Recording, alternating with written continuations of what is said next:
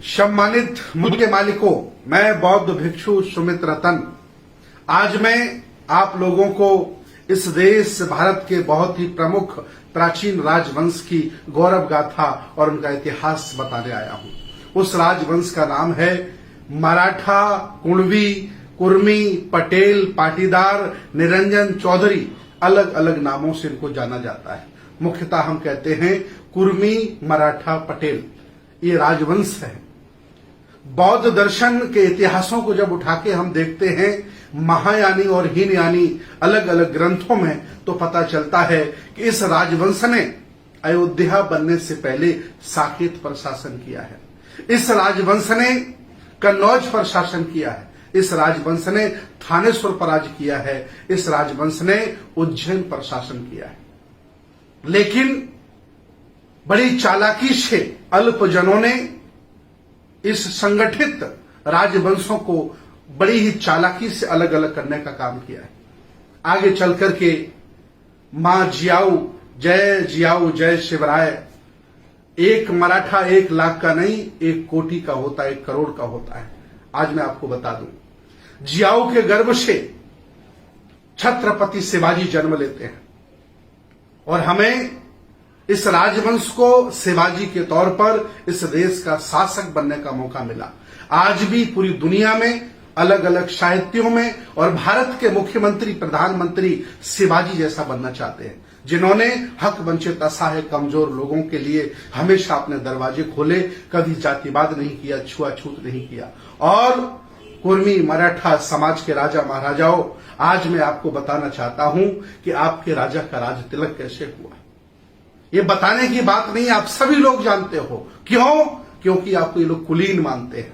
इसलिए मैं आपसे आह्वान करता हूं कि जब जब आपको मौका मिला, बेहतर प्रदर्शन करके दिखाया, चाहे शिवाजी के तौर पर मिला हो और चाहे छत्रपति साहू जी महाराज के तौर पर मिला हो। आप ही हैं जिन्होंने हक वंचित, असहाय, कमजोर लोगों को, ओबीसी को 50% आरक्षण देने का काम किया। कोई नहीं दे सका, क्योंकि आप जानते थे कि इन निर्बलों को कैसे सबल बनाना है।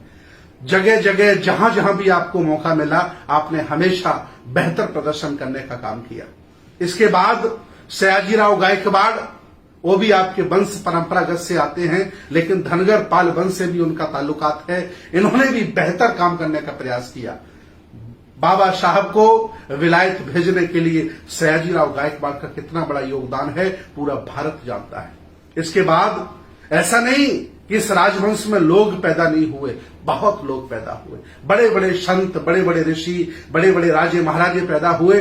इसके बाद इस वंश में संत तुकाराम जन्म लेते हैं, अंधविश्वास, पाखंड, रूढ़ियों के खिलाफ, जिन्होंने पूरा जीवन लगा दिया। और बाद में नफरत करके, ईर्षा द्वेष करके इन अल्पजनों ने, जिन्हें आप बामन कहते हैं, इन्होंने संत तुकाराम की हत्या की। एक पत्थर से बांध करके नदी में फेंक दिया, उनकी किताब भी फेंक दी, उनका ग्रंथ भी फेंक दिया। पूरा मराठा समाज जानता है, पूरे देश के लोग जानते हैं। क्यों? क्योंकि आपकी ऊंची आवाज, आपका ऊंचा घर, आपका ऊंचा ज्ञान उन्हें पसंद नहीं है।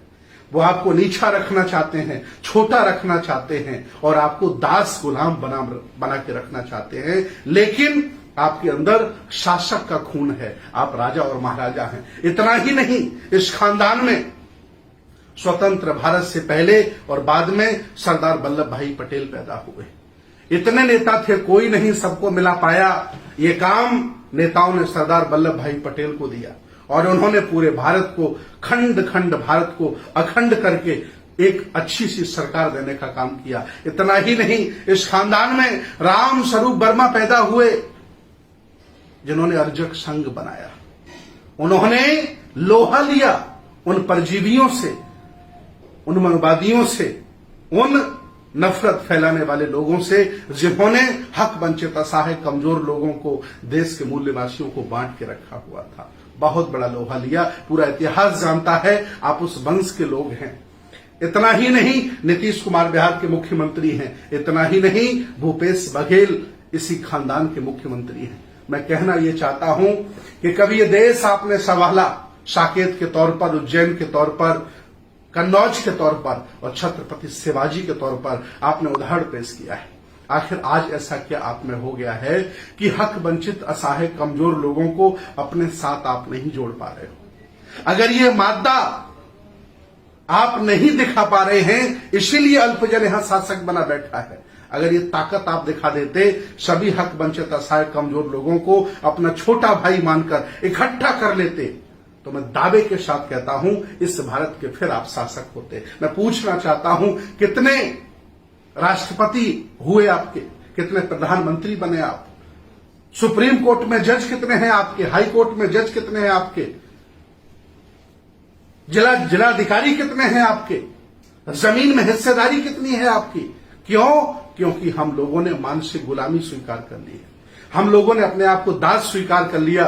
उठो, जागो मराठाओं, कुर्मी समाज के लोगों, ये देश तुम्हें फिर पुकार रहा है और चाहता है कि आप शासक बनो और हक वंचित, असहाय समाज को आगे बढ़ाने का काम करो। आप हमेशा हक वंचित समाज की रक्षा करते रहे, हमेशा आपने समता का शासन किया, कभी छुआछूत भेदभाव नहीं माना, सबको गले लगाया। ऐसे शासक की आज भारत को फिर जरूरत है। आइए, इतिहासकारों ने तो यहां तक लिखा है कि सम्राट अशोक के खानदान के आप हैं। दुनिया के बड़े बड़े फेमस इतिहासकारों ने आपको सम्राट अशोक के खानदान का बताया है, शिवाजी को अशोक के खानदान का बताया है। यह भी इतिहास मिलता है। बेशक हम एक ही खानदान के लोग रहे होंगे, लेकिन बांटने वालों ने हमें बांट दिया होगा और हमें लूट लिया होगा। हम इसलिए लूट रहे हैं क्योंकि हम बटे हैं। मैं आह्वान करता हूं, ये बुद्ध की संस्कृति, ये श्रमण परंपरा, एक श्रमण आपको आह्वान करता है, आओ सबको गले लगाओ और मिला करके, जिस तरह से आपने खंड खंड भारत को अखंड किया था, जिस तरह से आपने शासन चलाए, शिवाजी के तौर पर उदाहरण पेश किया था, ये भारत फिर उसी भेष में, उसी स्थिति में आपको देखना चाहता। मैं बौद्ध भिक्षु सुमित रतन आपको प्रधानमंत्री के तौर पर, आपको मुख्यमंत्री के तौर पर और अच्छे शासक के तौर पर देखना चाहता है, ताकि आपके माध्यम से देश की संस्कृति, सभ्यता और दर्शन और बुद्ध का आंदोलन बचा रहे। आओ, मैं आपका स्वागत करता हूं। बहुत बहुत साधुवाद, बहुत बहुत धन्यवाद।